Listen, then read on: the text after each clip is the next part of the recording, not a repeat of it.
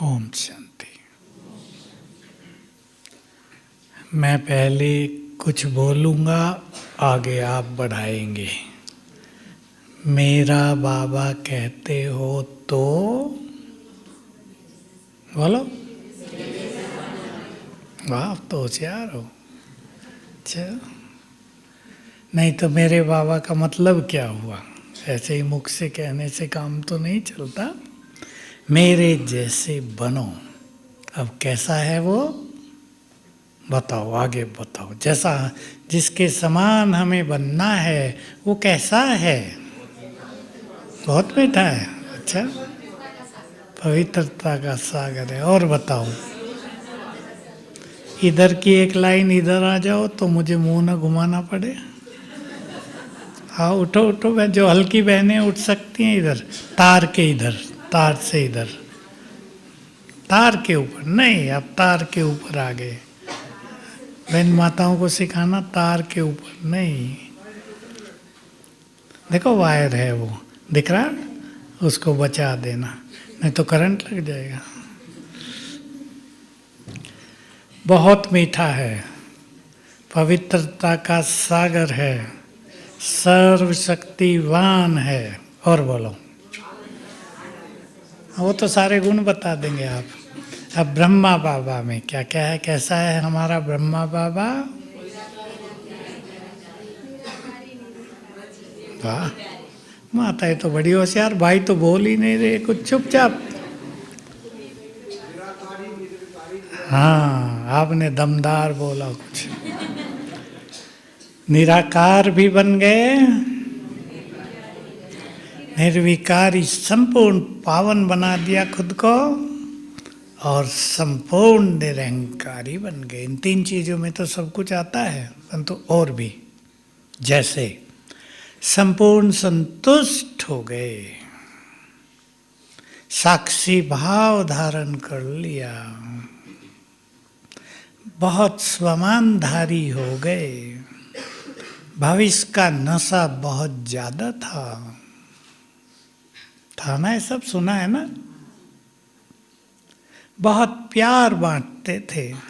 शिव बाबा तो प्यार का सागर है ही, लेकिन वो प्यार उसने ब्रह्मा के द्वारा ही दिखाया ना। तो बाबा भी साथ में रहते जैसे कि प्यार के सागर ही बन गए थे। कभी बाबा को किसी ने चिड़चिड़ा होते नहीं देखा, गुस्से से बात कर रहा हो। बाबा के सामने भी तो पूरा परिवार था ना। और एक और बहुत बड़ी बात, देखो आपके घर में खाने को पैसा ना हो, गेहूं खत्म हो जाए, दाल भी ना मिले, क्या हाल होगा? समझ सकते हैं ना? और एक वो आत्मा थी जिसको इतने बच्चों की पालना करनी थी और कुछ भी नहीं था, और मस्त रहे, निश्चिंत रहे। और रहे क्यों? शिव बाबा के बच्चे हैं, सबको जीवन उसने, सबने जीवन उसको दिया है, वही जिम्मेदार है, वही सबकी पालना कर रहा है, करेगा और करता ही रहा। कभी ऐसा तो नहीं हुआ कि कुछ भी न मिला हो खाने को, मिलता तो रहा, भले थोड़ा थोड़ा मिला। जैसे 1 किलो दाल बन गई 350 के लिए, अब दाने कितने बचे होंगे? सूप में भी कुछ कुछ माल होता है, लेकिन मिलता रहा। और जो संतुष्ट रहे उनको कष्ट भी नहीं हुए। जो असंतुष्ट होते हैं ना, वो कष्ट फील करते हैं। जो संतुष्ट होते हैं, सूखी रोटी मिली, पेट तो भर गया ना, ठीक है, बाबा को धन्यवाद देंगे। ऐसे में देखो ब्रह्मा बाबा अचल अडोल, ये छोटी स्थिति नहीं होती, ये सहज नहीं बनती। बहुत समर्पण भाव रखा, बहुत निमित्त भाव धारण कर लिया, मैंपन पूरी तरह लोप कर दिया।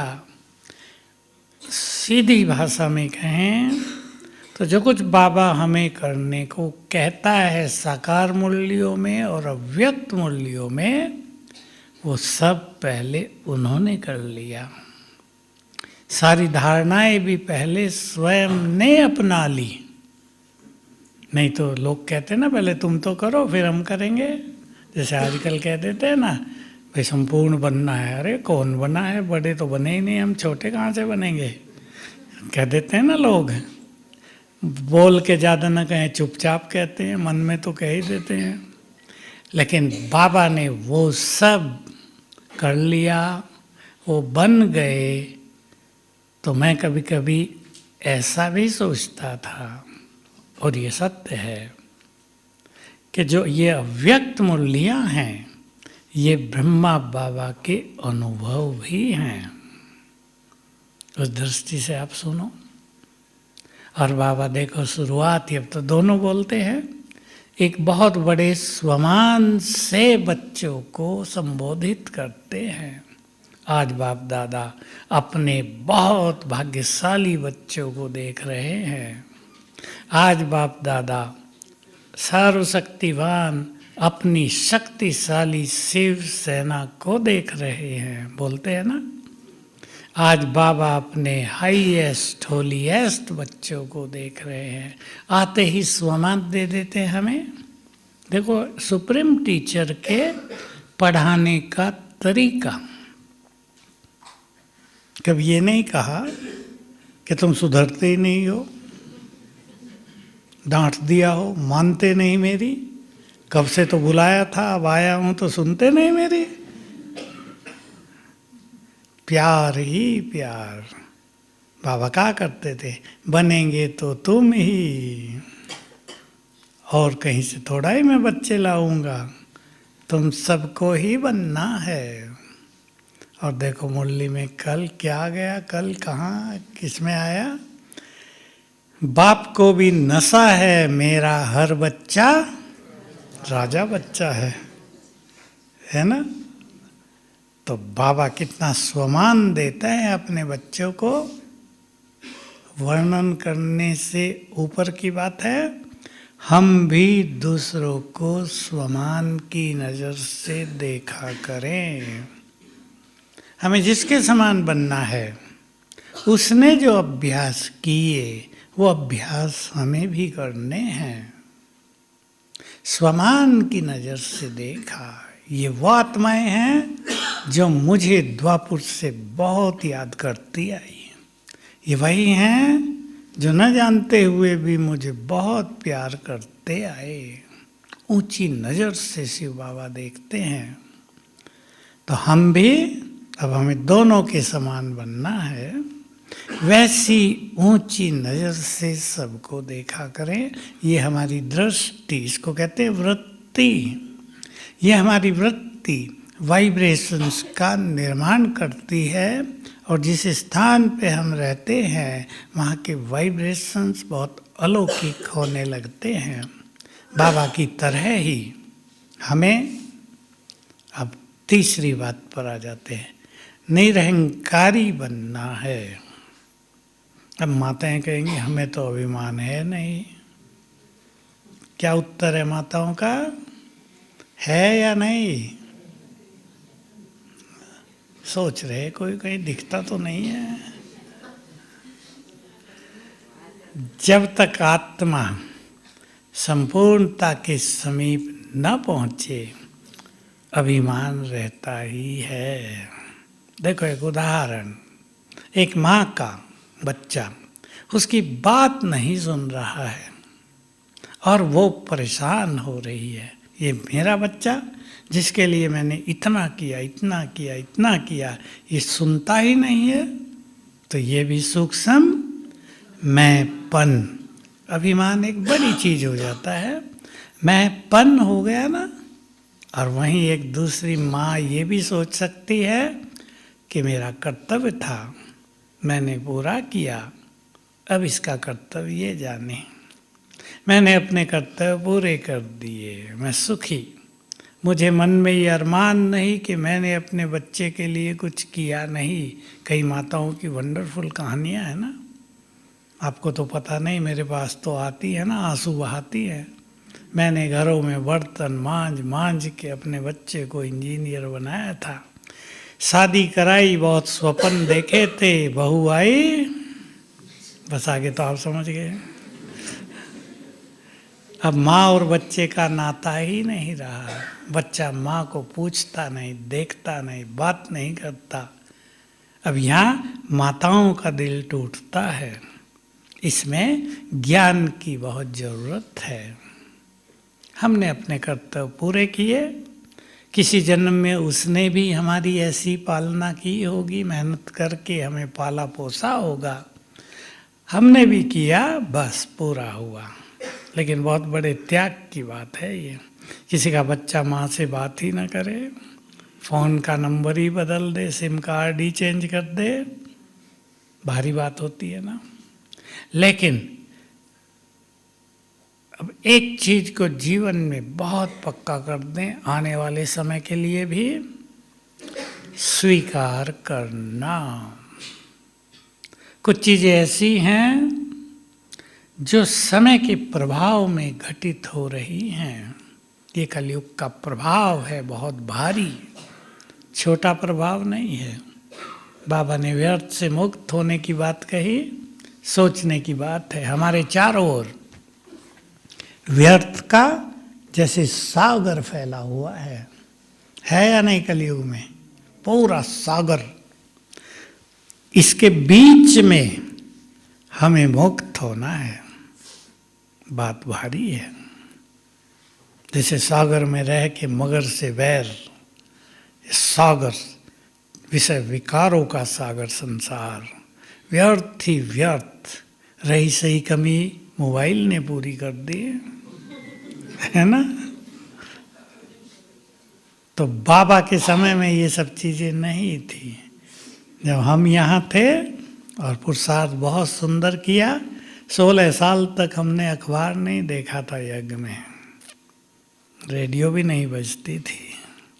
फिर धीरे धीरे समय बदला, खेल बदला, रेडियो आई, फिर टेप रिकॉर्ड आई, फिर तो आप देखते हो विज्ञान ने कितनी उन्नति की।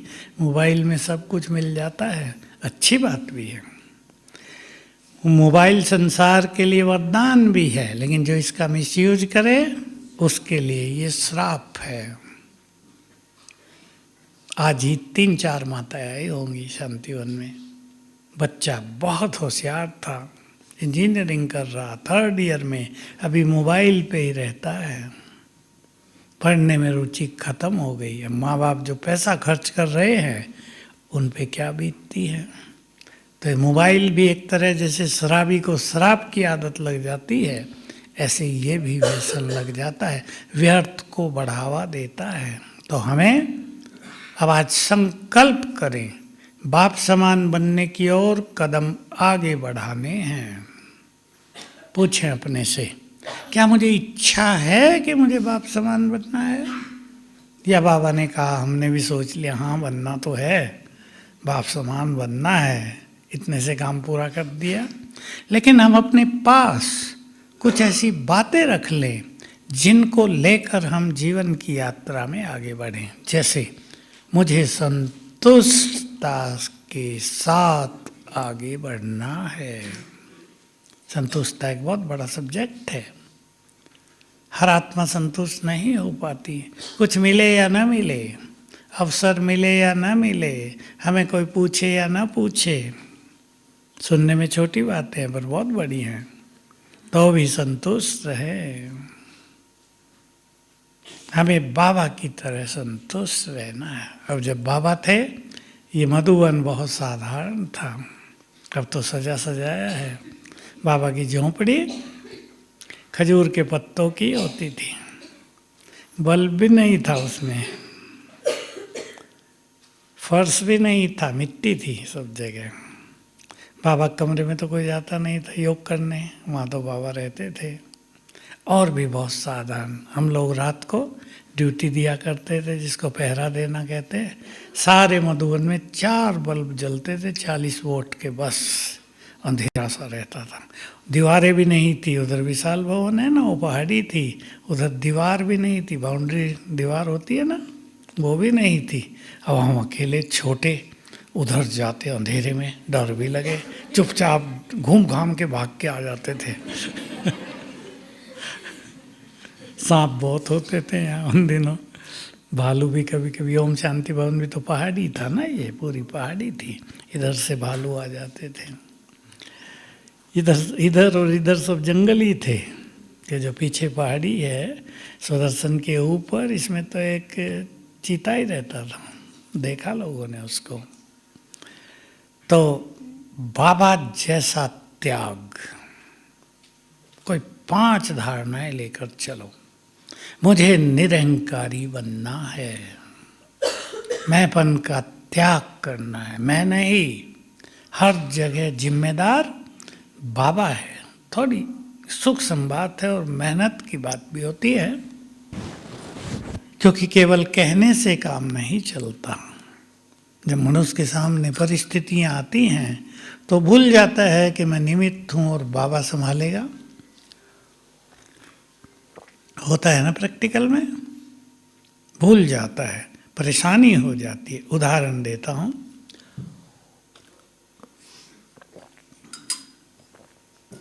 आज ही कोई ग्रुप आया, एक बड़ी सी बहन थी, माता, कहा मेरी माँ रोती है बहुत। मैंने कहा क्यों, आपसे बात करना चाहती। मैंने कहा करो। लड़के की दोनों किडनी फेल हो गई हैं। बात तो सीरियस है, लड़का ज्ञान में नहीं है, ये माँ ज्ञान में, ये उसकी लड़की है, मैरिड है, दूसरी जगह है। अब मैंने उससे बात की, मैंने कहा तुम उसकी माँ हो ना, अगर तुम रोती हो तो बच्चे को क्या जाएगा, बोलो, बैड एनर्जी जाएगी, कमजोर वाइब्रेशन जाएंगे, वो ठीक नहीं हो पाएगा। तुम उसके लिए योग शुरू करो, उसे हिम्मत दिलाओगे, तुम ठीक हो जाओगे। बहुतों की किडनी गई थी, ठीक हो गई, मेरे पास अनुभव है। एनर्जी देने से किडनी ठीक हो गई, फिर से एक्टिव हो गई। मैंने उसको सिखाई 2-4 बातें। तो रोना मैंपन की निशानी है ना। अब वो बुजुर्ग हो गई है काफ़ी, 70 साल से भी प्लस। अब वो रोती है, घर में माहौल कैसा होगा, उदासी भरा, और एक ही संकल्प कि ये बच्चा भी जाएगा। वो बोलती नहीं पर उसके मन में डर रहता है। तो संकल्प तो काम करते हैं ना। हम अपने को निमित्त समझकर अपने संकल्पों को ठीक किया करें। रोना छोड़ देना है माताओं को। समझ गए कहाँ कहाँ रोते हैं? रोना छोड़ देना है। इसलिए कुछ चीज़ों को स्वीकार करके हमारे जो कर्तव्य हैं उन्हें पूर्ण करना। अगर आप रोने बैठ गए तो जो करना वो तो भूल ही जाएगा। बच्चे को सांप ने काट लिया है, आप रोने बैठ गई, काम होगा? करना क्या चाहिए? तुरंत एक्शन लेना चाहिए। पहले तो पट्टी बांध देते हैं ऊपर, कपड़ा बांध दो टाइट, ताकि वो जहर जो है ऊपर ना चढ़े। हम तो गाँव में तो बहुत सांप होते थे, काटता ही रहता था लोगों को। तो पहला काम वो करते थे, जहाँ काटा है वहाँ चाकू से चीरा लगा दिया, वहाँ दर्द नहीं होता था, चीरा, और ऊपर बड़ा कपड़े से टाइट बांध दिया। फिर ले गए उसको, उन दिनों साधन तो नहीं होते थे, 10 किलोमीटर शहर, वहाँ ले गए। कोई झाड़ने वाले होते थे, दवाई तो चलती नहीं थी, नीम के पत्तों से झाड़ा, जहर उतर गया। यही तो प्रथा थी भारत की। बिच्छू ने काटा, झाड़ा, ठीक हो गया। झाड़ क्या है? संकल्प शक्ति। मंत्रों को ही तो सिद्ध किया होता है ना। मंत्र एक संकल्प है। हमारे पास सबसे बड़ा संकल्प है, मैं मास्टर सर्वशक्तिवान हूँ।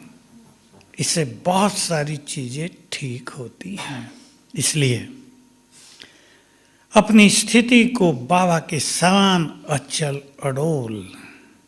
अब बाबा को छोड़कर कितने गए और यज्ञ की ये प्रथा सी चलती रही। कुछ आ रहे हैं, कुछ जा रहे, चल ही रहा है। जब से यज्ञ रचा गया, कोई आ रहा है, कोई जा रहा है। बाबा कभी परेशान हुए? जिनको बहुत प्यार दिया, जिनकी बहुत पालना की, 5 साल से उन्हें बड़ा करके 25 साल तक आयु में पालना की, और वो चले गए। लेकिन साक्षी भाव यही इनका पार्ट है। अब आप सोचते होंगे बाबा उनका बाप थोड़ा ही था। कई सोच लेते हैं उनका अपना खून होता तो दर्द होता ना, लेकिन नहीं, वो तो बाप से भी बढ़ के था। अब सोचो जिनको 3 साल से पाल के बड़ा किया हो, वो बाप नहीं हुआ? सारी मोह ममता तो उसमें ही जाती है ना।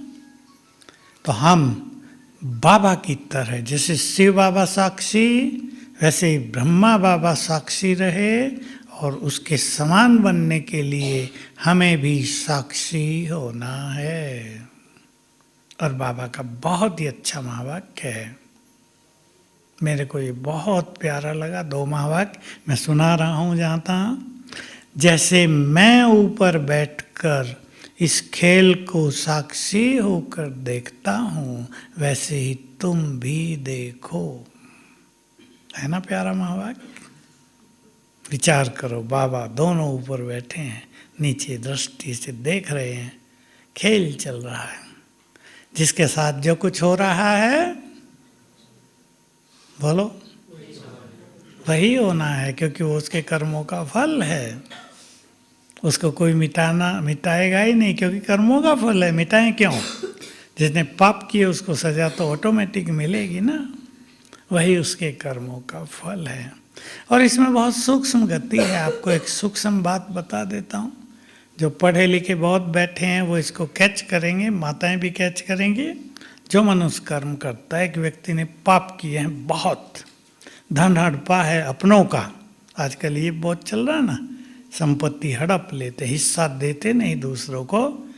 जो पावरफुल है, वकीलों से मिलके पैसा ले दे के सारी संपदा अपने नाम कर लेते हैं। और अगर आप में से कोई करता हो तो समझ लो वो धन आपको नष्ट करेगा, क्योंकि वो धन आपका नहीं था। आपने दूसरों की सुख शांति को नष्ट किया। मैं सबके लिए नहीं कह रहा, जो करता हो, करते हैं कई लोग। ब्राह्मण बाद में बने, उससे पहले बहुतों ने किया है। छोटे भाइयों की संपत्ति सारी हड़प ली, और फिर जो उनकी दुर्गति हुई वो देखने लायक थी। इसलिए अब उसने पाप किए, उसके कितने संकल्प चले होंगे। वो पाप ब्रेन में, ब्रेन समझते हो ना, ये उसमें सूक्ष्म तरंगों के रूप में प्रिंट होता रहता है, और समय आने पर वो रिएक्ट करता है। उसको कहते हैं फल। इसलिए बाबा ने कभी कभी कहा, मैं किसी को फल नहीं देता, ये ड्रामानुसार ऑटोमेटिक होता है, ये इस तरह होता है। ब्रेन उसको कंट्रोल कर रहा है। जो मनुष्य पुण्य कर रहा है, पुण्यों की तरंगे ब्रेन में प्रिंट हो रहे हैं, और वही उसको सुख दे रही हैं, उसके वाइब्रेशंस उसको सुख ही कर रहे हैं। तो हम सभी बाबा की तरह बहुत पुण्य आत्मा बन जाएं। बाबा की तो बहुत अच्छी बातें रहती हैं, जैसे मैं सभी के लिए सुखदाता हूँ, तुम भी बोलो, तुम भी भाई लोग बोलो, सुखदाता बनो। ये बाप समान स्थिति होगी ना। बाबा अपने बोल से, अपने व्यवहार से, अपनी दृष्टि से सुख देते हैं। बहुत ऐसी आत्माएं होती थी जो माया के युद्ध में हार खा जाती थी, फिर बाबा के पास आती थी। बाबा कहाँ जाऊँ, हार तो गया, आ जाओ बच्चे फिर मेहनत करो। तो आत्मा सुखी हो जाती थी ना, बोझ समाप्त हो जाता था। हम भी सुखदायी बने। सोच लो, सभी अपने पे नज़र डालें। हमें बाप समान बनना है, तो हम सुखदाई हैं, यह हमारे क्रोध के वचन, हमारे वैर भाव के वचन, हमारा बदला लेने के वचन कष्ट तो नहीं दिला रहे किसी को? चेक करेंगे। सुखदाई मनुष्य इसीलिए नहीं होता कि ये सब चीज़ें काम करती हैं, इसने मेरे से ये किया, मैं भी ऐसा करूँगा। और तब तक आत्मा को चैन ही नहीं मिलती जब तक बदला न ले लें। इससे ऊपर उठ जाना है। क्षमा करने से सुख, क्षमादान देने से सुख, ऐसी स्थिति हमको बनानी है। तो सभी संकल्प करें। बाबा जैसी तपस्या करनी है। ये जो बाबा का कमरा है ना, बाहर है, जो अभी कवर है, ये कवर नहीं होता था। एक तो बाबा कमरा अंदर, उसके बाहर वो मरांडा होता था, और दीवार बाहर होती थी 2-2.5 फुट की, बाकी खाली अंदर बाबा का रूम। ये रूम भी आधा, उसको बढ़ा दिया गया है अभी। उधर दूसरी चीज़ें थी, आधा था। हम लोग जब पहली बार मधुबन में आए तो इस बिल्डिंग में ठहरे। ऊपर है ना, इसको हवाई महल कहते हैं, ऊपर ये इसके इधर है ना, तो वहाँ हमें रूम मिले थे। तो जल्दी उठ जाते थे तो हम छोटे, जल्दी उठे, उठ के बाहर आए, क्योंकि बाबा वहीं सोए हुए थे बाहर, और देखे तो बाबा बैठे हैं योग में। ऊपर एक लाल बल्ब जला रहा, छोटा सा बिल्कुल कम रोशनी वाला, और नीचे बाबा मस्त बैठे हैं। जब हम सोने जा रहे फिर बाहर निकलते थे, शौक होता है ना बच्चों को, तो फिर देखा तो फिर बाबा वैसे ही बैठे हैं। और जब उधर से आए, पहले पता कैसे आते थे, बस स्टॉप पे छोड़ती थी, जहाँ बस स्टॉप है उससे थोड़ा इधर था, और वहाँ से बाबा के पास एक बैलगाड़ी थी, 2 बहुत सुंदर बैल थे, बहुत सुंदर। सामान सब उसमें रख देते थे और हम सब आते थे पैदल। तो इधर से आते थे, ये गेट, ये फर्श, ये सड़क, ये कुछ नहीं थी, मिट्टी पत्थर से थे, उनसे निकल के आते थे। गेट कुछ नहीं था, बांस का बना हुआ एक छोटा सा 3 फुट ऊंचा गेट होता था। तो बाबा अपने कमरे के बाहर खाट पर, बेड नहीं कहेंगे, खाट बानों की होती है ना, आप रस्सियाँ कहते हैं, क्या कहते हैं, बारीक बारीक, उस पे बैठे, उस पे कोई गद्दा वद्दा कोई चादर नहीं पड़ी, वैसे ही बैठे। और हम यहाँ से गुजरे, अरे बाबा, माताएं तो फटाफट बाबा बाबा ने मुड़ के देखा। हमारी पार्टी 19 की थी, उन दिनों 19 की पार्टी बड़ी मानी जाती थी। तो बाबा तो उतर गए नीचे और सबको बहुत प्यार किया। आ गए बच्चे, थके तो नहीं, जाओ स्नान करो, नाश्ता करो, बाबा मिलेंगे, बहुत प्यार करते थे। तो बाबा जैसी तपस्या, बाबा जैसा अपनापन। एक कहानी और सुना देता हूँ। भोली दादी होती थी किचन इंचार्ज। अभी किचन में भोजन बनता था लकड़ियों पे, तो धुआं हो जाता, धुएं से कपड़े, बदबू भी और काले भी, चेहरे भी काले। हम लोगों ने उसी में भोजन बनाया। तो भोली दादी बाबा के पास जाती थी, जब काम पड़ता था दरवाजे पे खड़ी होती थी। बाबा कहते थे आओ बच्चे, नहीं बाबा मेरे कपड़े बहुत मैले हैं, बदबू भी है धुएं की, नहीं नहीं आओ। और आते ही बाबा ने गले लगा लिया, उनके कपड़े वपड़े सब भूल गए बाबा। और बाबा ने उनको कहा बच्चे जब भी काम हो, चाहे बाबा सोया हो, तुरंत आ जाना। हमें कोई नींद से उठा दे, सबको अनुभव है क्या करते हैं हम सब भी। ये बाबा की सरलता, ये अपनापन, ये बहुत प्यार की फीलिंग, ऐसा ही हमें बनना। ये है विचारों की ऊंचाई, पूर्वज। इसलिए उनको कहते हैं ग्रेट ग्रेट ग्रैंडफादर। ऊंचाई हो गई बहुत। पद भी, पद कहें आज की भाषा में, वो भी बहुत ऊंचा, और विचार भी बहुत ऊंचे। तो हमें भी उन जैसा बनने के लिए अपने विचारों को बहुत ऊंचा करना है, महान बनाना है, दाता की भावना। और वो बात आप सबने सुनी हो, बाबा की ग्लानि तो बहुत करते थे लोग, अखबारों में भी उल्टा सुल्टा डाल देते थे। तो आखिरी समय की बात है, कलकत्ते में हमारी प्रदर्शनी लगी। निर्मल शांता दादी का नाम आपने सुना होगा, बाबा की लौकिक लड़की भी थी, वो इंचार्ज थी। कलकत्ते में प्रदर्शनी लगी और बहनों ने बहुत रिक्वेस्ट करके दो, और ये कर दिया गया। वहाँ का एक अखबार था विश्वामित्र, उसने भी उसके फेवर में ही छाप दिया। बाबा के पास आ गया, न्यूज आ गई। उन दिनों फ़ोन आदि तो होते नहीं थे, पर बाहर से फ़ोन करते थे। फ़ोन किया किसी ने, बाबा अखबार में भी उल्टा सुल्टा छाप दिया है। ये वो दिन है जब बाबा की लास्ट मुरली चली थी, सुनी हो किसी ने? 18 जनवरी की रात्रि क्लास की मुरली। बच्चे, निंदा हमारी जो करे मित्र हमारा सोई, ये वही घटना थी। तो फिर बाबा को कहने लगे, बहुत सारे अच्छे बाबा के आत्माएं थी ना दिल्ली में, इधर उधर वकील थे, कानपुर में जज भी थे, कि इस अखबार वाले पे केस करते हैं माँ नानी का। बाबा ने कहा, अरे वो तो बाबा के बच्चे हैं, बाप कभी बच्चों पे केस करता है क्या? और उसको एक पत्र लिख दिया, यही निंदा हमारी जो करे मित्र हमारा सोए। आपने हमारे लिए जो कुछ भी डाला, कोई बात नहीं, ये आपका कर्तव्य था। और फिर उसने कहा कि आप दे दो अपना, और जो लिखत लिख के जगदीश भाई ने दी, वो उसने पूरी की पूरी डाल दी। तो बहुत बड़ी सेवा हो गई ना। ऐसे थे बाबा, बदला लेने की भावना। मेरे बच्चे हैं ना सब, अब प्रजापिता, उसके तो सारे बच्चे हो गए ना। कोई गाली दे रहा वो बच्चा है, निंदा कर रहा वो बच्चा है। तो देखो ये बाबा की महानताएं।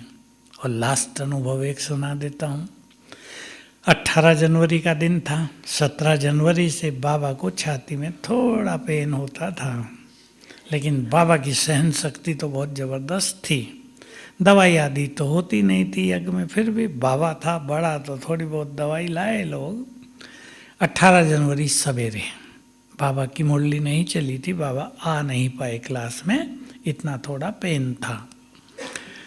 तो भाई लोग रहते थे, उन्होंने बाबा को कहा, विशेषकर विश्वचंद दादा जिसका फोटो आप देख रहे हैं 3 में है ना, जो राइट साइड में खड़े हैं वो विश्वचंद दादा, जो लेफ्ट साइड में है वो विश्व किशोर, जिनको भाऊ कहते थे, बाबा के भतीजे थे। वो सारा काम संभालते थे यज्ञ का, स्टॉक लेना, अनाज लाना, चीनी लाना, खरीदारी, कंस्ट्रक्शन, सारे काम उनके हाथ में थे।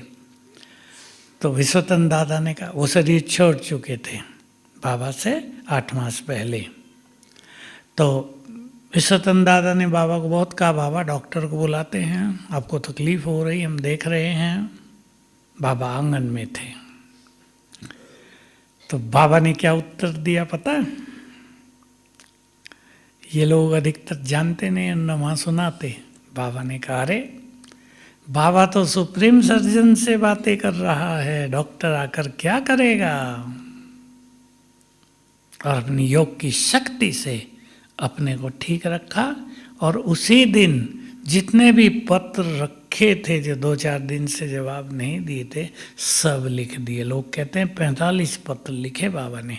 लिखते तो छोटे छोटे थे, 2 छोटे पेज, पर 45 पत्र लिख दिए। और दादी प्रकाश मणि यहाँ आई थी, वो बॉम्बे में टीचर थी, बॉम्बे की इंचार्ज थी, 5 सेंटर होते थे बॉम्बे में। उसको सारा यज्ञ दिखाया, ये किचन है, यहाँ स्टोर होता है, ये मकान बनने का साधन है, यहाँ कारपेंटर काम कर रहे, ये बिजली डिपार्टमेंट है। छोटे थे सब, किचन का सब दिखाया। ये आखिरी दिन की घटनाएं थी। तो बाबा ऐसे शक्तिशाली थे। देखो बाबा की एक बात और सुना दो, जो अव्यक्त में उन्होंने कही कि बाबा कभी टेक लेकर नहीं बैठे, जो हिस्ट्री हॉल में रखी ना वो इस संदली, ऐसे ही बैठते थे सीधे, पैर पे पैर चढ़ा के सीधे, जरा भी झुके हुए नहीं। कहा तुम बच्चों को तो चश्मा भी है, टेक भी चाहिए, कुर्सी भी चाहिए, बाबा नहीं बैठे कभी। क्यों? मुझे भी ये बात बहुत प्रिय लगी थी। ये आत्मा की सूक्ष्म शक्तियों का प्रभाव होता है। तो मुझे भी ख्याल में आया कि हम अपनी योग की सूक्ष्म शक्तियों से अपने तन को भी तंदुरुस्त रख सकते हैं, क्योंकि मन के संकल्प हमारे शरीर पर बहुत गहरा प्रभाव डालते हैं। मन के संकल्पों का ही खेल है। पब्लिक प्रोग्राम में मैं एक छोटी सी हंसी की कहानी सुनाया करता हूँ, मन की शक्ति की। कहानियाँ तो कई हैं। दो भाई दिल्ली से मधुबन आने के लिए चले। स्टेशन थोड़ी दूर था, आधा किलोमीटर। पैदल आ रहे थे अपना सामान लेके। एक का पैर थोड़ा तकलीफ वाला था, लंगड़ा के चलता था। दूसरा उसे कह रहा, भाई तुम जल्दी चलो, ट्रेन छुटवाओगे मेरी भी।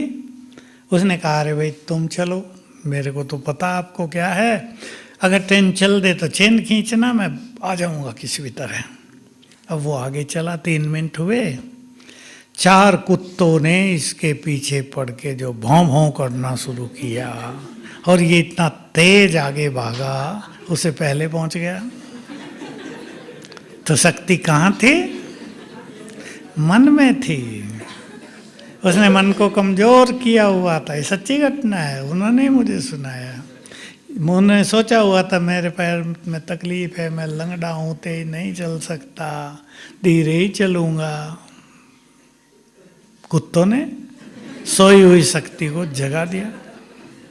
मैं गया, हम लोग गए, आनंद एक जगह है गुजरात में, तो एक छोटा सा इससे आधा हॉल था, जहाँ डाइनिंग हॉल भी बनाया था और स्टेज भी थी और कई चीज़ें थी। एक बुजुर्ग व्यक्ति वॉकर से चलता था। वॉकर तो जानते हैं ना, दोनों हाथ पकड़ के रखते हैं। अब मुझे उसने देखा और वो इतना एक्साइटेड हुआ, इसको कहते हैं इंग्लिश में एक्साइटेड, मतलब मस्त हो गया, नशा चढ़ गया। वो वॉकर को छोड़ के भाग के मेरे पास आ गया। लोग उसे देखने लगे, ये कैसे आ गए? शक्तियाँ हमारे पास हैं, हमने उनको सुला दिया होता है। भाई चल नहीं सकते, सवेरे उठ नहीं सकते, ठंडी बहुत है, रजाई खींचती है। अभी हम चंडीगढ़ में गए, अभी बाबा से पहले ही 6 बजे मुरली क्लास शुरू होती है वहाँ, 7 बजे तक छुट्टी, सब वापस घर जाते हैं। ऑफिस वहाँ जल्दी शुरू होते हैं। दुबई गए, 4 बजे सब आते हैं, 6 बजे तक सब खेल समाप्त। 5 से 6 मुरली चल के वहाँ 7 बजे से ऑफिस होते हैं सबके। तो देखो मन की बात है ना। मैंने कहा तो बड़ा अच्छा, सब चुस्त रहते हैं, 4 बजे उठ जाते हैं। नहीं तो अगर देर से हो तो फिर मनुष्य ठंडा होता है। एक और सच्ची घटना सुना देता हूँ। एक सेंटर में एक हॉल था नीचे, उसमें म्यूजियम बना हुआ था और 3 मंजिला सेंटर अभी भी है। उस हॉल में शॉर्ट सर्किट हुआ, बिजली का होता है ना, आग लग जाती है, आग लग गई। अब बहनें थी, अब एकदम आग भड़क उठी। उस पर जब भी बिजली की आग लगे तो उस पर पानी नहीं डालना चाहिए, सबको याद रहने, तो आग भड़क जाती है, उस पर मिट्टी या रेत डाला जाता है। इतना भी नहीं था कि कहीं से कनेक्शन बंद करें, म्यूजियम जलने लगा और गर्म होने लगा। एक बहन तो भाग के निकल गई, थोड़ी बहुत झुलस गई। 2 बहनें सीढ़ी चढ़ के ऊपर देखा, छत भी गर्म होने लगी है। फिर और ऊपर चली गई। आग इतनी तेज थी कि एक बहन, छज्जा था ना पहले उसका, उस पर लटकी और नीचे लोग खड़े थे, उन्होंने उसको संभाला और वो कूदी, एक बची। वो 3री मंजिल पे है। अब वहाँ गर्म होने लगा, चप्पल भी जलने लगी। अब देखो उसने क्या किया, मन की शक्ति की बात देखो। सेंटर और दूसरों के मकान, बीच में 8 फुट की गली, और दोनों तरफ बाउंड्री दीवार होती है ना, एक उधर एक उधर, उधर लोग खड़े, अरे बहन क्या करें, सीढ़ी लाओ कहीं से लकड़ी की, इस पे डालें, उससे आ जाए भी इतनी जल्दी, हड़बड़ में कुछ समझ में भी तो नहीं आता क्या करें। अब वो अपनी दीवार पे चढ़ी और उसने अपने कपड़े संभालते हुए इतने जोर से छलांग लगाई कि उनके घर में जा गिरी। चोट तो थोड़ी सी लगी, उन्होंने संभाल लिया। अबे आप सोचो 8 फुट, कोई हिम्मत कर सकता है? नीचे गिरे तो सीधे परम धाम, और वो कूद गई। तो शक्ति हर एक के मन में, ये सच्ची घटनाएं हैं। फिर उन्होंने म्यूजियम भी बनाया। अच्छा, ये सच्ची घटनाएं हैं, शक्तियां हमारे पास हैं। सभी मन की शक्तियों को यूज करना शुरू करें, संकल्प करें, मैं मास्टर सर्वशक्तिवान हूं, ये करके फिर वो संकल्प करें जो आप चाहते हैं, तो बहुत अच्छे परिणाम आपको दिखाई देंगे। हम छोटे छोटे किया करते थे प्रयोग।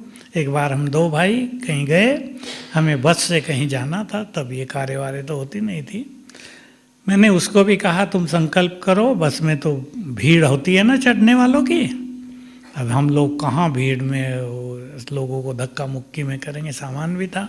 मैंने कहा संकल्प करो, बाबा मेरे साथ है, मैं मास्टर सर्वशक्तिवान हूँ और 2 सीट हमारे लिए खाली मिलेंगी।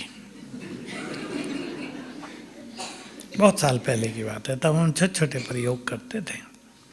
सबको हमने चढ़ने दिया, सब चढ़ गए, फिर हम आराम से चढ़े।